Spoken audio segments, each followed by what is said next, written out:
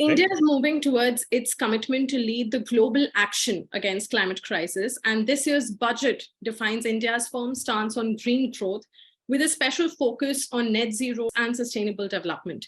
Companies like StepChange, based out of Bangalore, are helping businesses identify and accelerate their path to net zero emissions. To discuss this in detail, we're in conversation with Ankit Jain, who's the CEO and founder of StepChange. Thank you so much, Ankit, for taking our time and speaking to me. Thank you, Navya, for having me here today. Thank you. Ankit, StepChange is a climate decision-making tool company, as you call it. And I want to know, can you help us understand what exactly is StepChange doing and how is it that the company is helping businesses track and reduce their carbon footprint? Sure. So first of all, what we mean by climate decision-making is that as the entire economy moves towards net zero, and it's obvious that we need to move towards net zero, India set a goal, every large economy in the world has set it. Right? Once the economy set a goal, the large institutions, financial institutions, enterprises start setting net zero goals. The moment you've set a net zero goal, you're expected to show year-on-year reduction. But as a responsible company, you can't be increasing emissions today. Right? Of course. Once you start reducing emissions, the obvious question is, from where does that reduction come from? A lot of your emissions actually sit in day-to-day decisions that you take. Right. Your employees take, your managers take, just deciding between vendors, choosing what ingredients to build into your product, what packaging to use, right? As a financial institution, who to give a loan to, not give a loan to. These are all decisions that you take as a company. Right. So how do you start taking these decisions with the environment in mind? We are helping them move towards net zero because we are helping them reduce emissions, not just top down, but bottoms up. Ankit, the Indian government has increased focus on environmental, social, and governance, as we call it, ESG. Can you explain what is ESG for the benefit of our viewers, and why do you think it is required, and why do you think it is coming up as this core business strategy in India? See, first of all, ESG is this sort of big umbrella term that started honestly out of the financial services market. Which are three very different concepts got clubbed together because these are three things that investors care about beyond financial performance. Right? Let me start with G, right? Companies, especially public companies, need good governance. That's just known. And because they have to be run well, right? You should have the right policies in place, right trainings for board members, for management, for employees, right incentives in the company, right checks and balances. This is just essentially good hygiene of how you should run a company. That's basically what forms G of ESG. Right? Okay. Ideally, you also want companies to take care of social metrics like better diversity, better accessibility, human rights, thinking about what's happening in your supply chain, ensuring that you're mapping and communicating all of these things to your relevant stakeholders, right? That's the S part of ESG, right? Your social responsibility in some sense. Right. And finally, companies increasingly, or investors increasingly want companies to do well for the environment, right? Because over the last few years or a decade, I would say, we've seen that climate change is becoming very real. Like we're starting to feel the consequences. So in order for our companies, especially our largest corporations, to align with what we would want as a society, there's push from investors, regulators for companies to start doing good for the environment, right? Take steps to reduce their carbon emissions, their air quality impact, water use, better waste management. Right. And also the reverse, which is for companies to better understand the risk climate has on their operations. Right.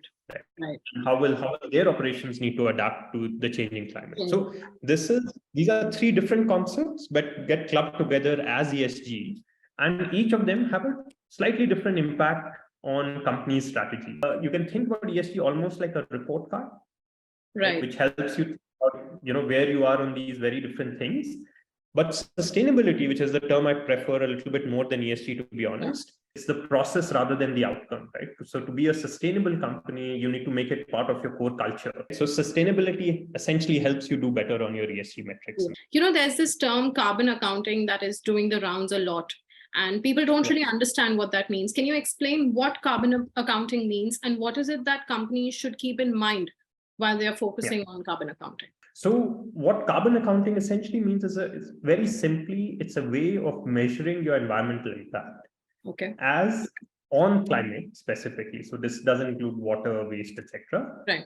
as measured in carbon emissions or carbon dioxide emissions, right? So there are multiple greenhouse gases, right? Each has a different environmental impact on global warming, but each of them is converted to what is called CO2 equivalent. Now, there is a standard global way of doing carbon accounting, just like there are certain standard ways of doing financial accounting, right? There's the US GAAP, there is different ways of doing financial accounting. Climate accounting is done by under the methodology called the GHG protocol. That protocol defines three broad categories of emissions. The first one is called Scope 1 emissions. Scope 1 emissions are emissions that happen within the operational boundary of your company. Right? Okay. So you use diesel to run a generator. That's emissions that are literally coming out within your factory. Right? If you're using an air conditioner, the air conditioner leaks CFCs or fugitive emissions, that's directly coming. That's Scope 1. Okay. Scope 2 is often electricity that we consume, which immediately at the same time in a thermal power plant at some distance is releasing emissions into the environment. Right? That's Scope 2. Scope 3 is the beast. Like Scope 3 is everything else. Yeah. Scope 3 includes your entire supply chain. It includes your business travel, your employees commuting, your upstream and downstream transportations. It includes the waste generated in your business. It includes even the use of your products. If you build a product that uses energy, it also includes that. It also includes how your products have end of life. Yeah. Right. Your franchise. So it has 15 categories and it's fairly comprehensive and detailed, right? So Scope 3 ends up being the harder part of carbon accounting. That's broadly what carbon accounting is. So can we say, with what you're suggesting, can we say that Scope 3 is difficult to understand and then, sort of take action? Yes. So it is definitely more difficult to understand, to measure, and to take action. Yeah. But at the same time, for most companies, Scope 3 is 70-80% of their emissions. Yeah. Right. You cannot ignore Scope 3. Right. Yeah. It has to be measured, it has to be reduced, and that's the only way, in fact, you move from large corporations to rest of the economy. Right? Because SMEs are often part of supply chains of large corporations. Right. So if your customer is going to start asking for more environmentally friendly products and practices, would you as an SME start thinking about that? Right? So hence Scope 3 is increasingly important for the larger corporations to think about. Also, Ankit, net zero is crucial for a country like India, but how do you think Indian companies and businesses are faring on this path to achieving net zero? Let me first describe a journey for a company in this space, and then I'll talk about where the Indian companies are. Okay. So the first step, of course, is just baselining. Right? Okay. And honestly, the first step for most companies is finding people who understand this. Yeah. Because finding talent in this is quite hard. But once you do that, you need to start understanding what type of data do you have in your organization, what are the appropriate boundaries, what categories of Scope 3 do you want to measure, what you not want to measure. Then you get into what could be a strategic exercise. Right? Yeah. You ask yourself, why is this important to me? Right. Is it important because of my brand? I want to be known as a sustainable company. Is this because it helps me get more market share? Does it help lower my cost of capital? Is it purely for compliance? Is it because my competitors are doing it? Right? If you know why you're doing it, you'll know what you need to do. Yeah. Right? So you start with that. And then you come up with a strategy which says, okay, do I lead in this space? Do I fast follow? Do I just learn from others and quickly keep following? Or do I take a counter view to the market? Yeah. Like, do I say, okay, if market is thinking EVs are going to sell, I'm going to bet on CNG vehicles. Right? And that's fair. That's the call that you are taking, right? And once you've started thinking about all of this, is then when you put a net zero target, right? Or at least you start thinking about, is it feasible for me to get there by 2030, by 2040, 50, 60, 70, right? Now, for example, in India, if you're a bank and you're thinking a net zero target, it's very hard to do it before 2070, because if India is only going to get there by 2070, and you're lending to almost all sectors in the Indian economy, how do you get there before 2070? Yeah. Right? Yeah. But if you are a services company, right, which has more control, then you can afford to do it much sooner. So you have to be upfront about how you're going to deal with that. How do you think about who should own this? Is it a board responsibility? Is it a CEO responsibility? Do you create an ESG committee? Do you hire an ESG head? Is it everyone's responsibility or someone's responsibility, right? Again, different choices with different consequences, right? And And how much do you start reporting? What impact does it have on your product roadmap, on your clients? So all of that is part of this sort of strategic exercise which you do as a next step. Right. Post that, you really start focusing on thorough measurement and reduction. Right? So you make sure you build data systems to measure all your scope 1, scope 2, scope 3 emissions. You start focusing on reduction efforts within your own operations first, and then continue to supply chain and other parts of your businesses. Right. You start figuring out how to align economic incentives with ESG incentives. Most of Indian companies, right, and I'm talking within the large corporations, the top 1,000 companies, would clearly be in baselining phase. Right? They're still finding trained professionals. They're starting to just measure their emissions for the first time. Most of them have not published clear ESG strategies.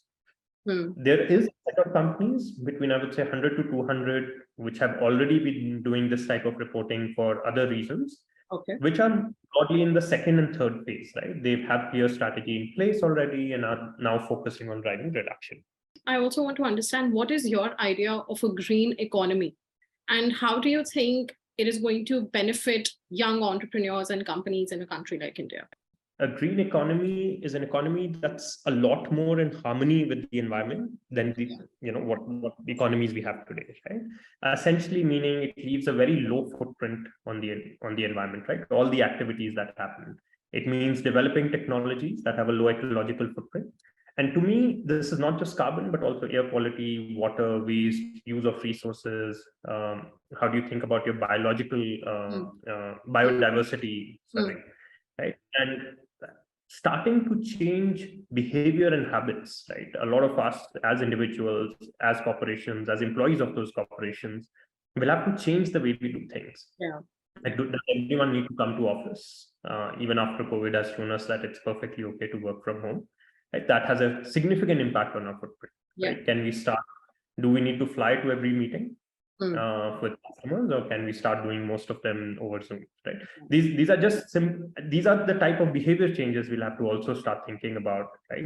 And then at an industrial level, right, at a core sort of, when you build chemicals, you build cement, you build iron and steel, you do power. In those things, we'll have to think about how to move away from fossil fuels, which will be really about technology innovation, right? Just like solar is now starting to replace thermal. Similarly, for all other emitting sectors in the economy, we'll have to find technologically sound and effective solutions.